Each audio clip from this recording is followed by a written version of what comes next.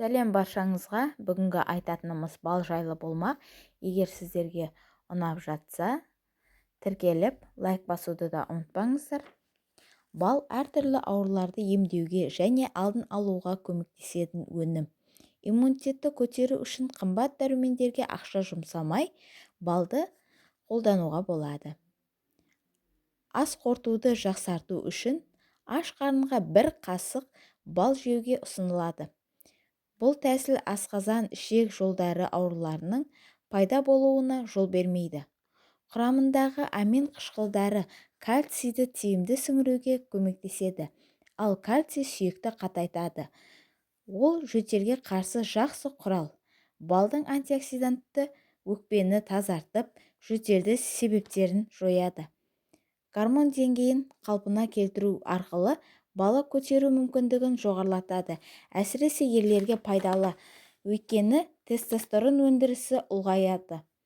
Жатар алдында сүтке қосып ішетін болсаңыз, ұйқыңыз жақсы болады. Араның балымен офтальмологиялық ауруларды емдейді. Мысалы, оны көзге басу арқылы катаракта ауруының дамуын баяулатады. Оның жанама әсері жоқ, сондықтан денедегі жарақаттарды немесе күйіктерді тез жазылуы үшін пайдаланылады. Ол метаболизмді жақсартады, сондықтан артық салмақтан арылуға болады. Ауыз қуысының ауруларын емдеуге болады. Бұл өнімді стоматит, гингивит, тіс ауруларының қабынуы және ауыздағы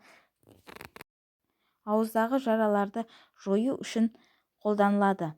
Бал өте күшті антиоксидант, ағзадағы уатты заттарды шығарып тастап, тері тесіктерін ашады. Сол себепті балдан маскалар жасауға кеңес береді. Кейбір адамдардың балға аллергиясы бар. Жүкті немесе емізулі аналарға пайдаланар алдында дәрігермен кеңескені дұрыс. Өйткені әйелде аллергия болмаса да, баласында болуы мүмкін. Көп мөлшерде бал пайдаланған кезде семіздік, қан диабеті және тағы басқа бұзылуларды пайда болуы мүмкін. Ағзаға зиян келтірмеу мақсатында орташа деңгейде пайдалануға дәрігерлер кеңес береді. Ересектерге 1-2 ас қасық күніне пайдаланатын болса, ал балаларды 1 ас қасық пайдаланғаны дұрыс. Тамақтанар алдын 2 сағат немесе тамақтанып болғаннан соң 3 сағаттан кейін пайдаланса, асқазанға сіңімді, жанға жайлы болады. Сіздерге де балды пайдалануға кеңес беремін. Балдың пайдасы өте көп, үлкен адамдарға да, балаларға да пайдасы көп. Сол себептен қыс мезгілінде балдың адам ағзасына тигізер пайдасы өте көп. Бүгінгі айтылған ақпаратымыз бал жайлы болды. Сіздерге ұнаса, егер тіркеліп, лайк басуды да ұмытпаңыздар.